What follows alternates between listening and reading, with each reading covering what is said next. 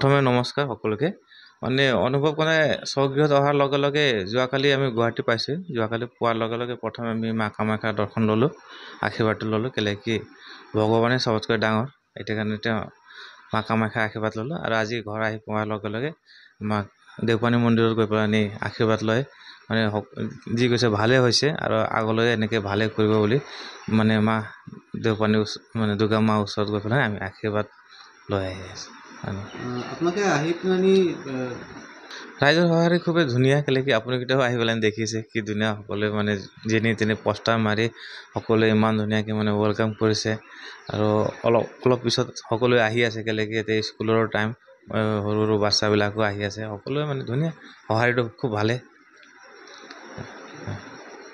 मुझे बहुत ভাল লাগিছে एंड क्योंकि मैं बहुत बड़ी स्टेज में जाके इंडिया को रिप्रेजेंट कर पाई इसलिए मुझे बहुत अच्छा लग रहा है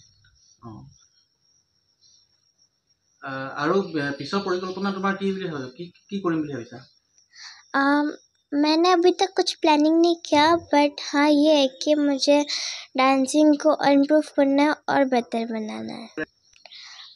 सबसे पहले तो बुआ ने किया था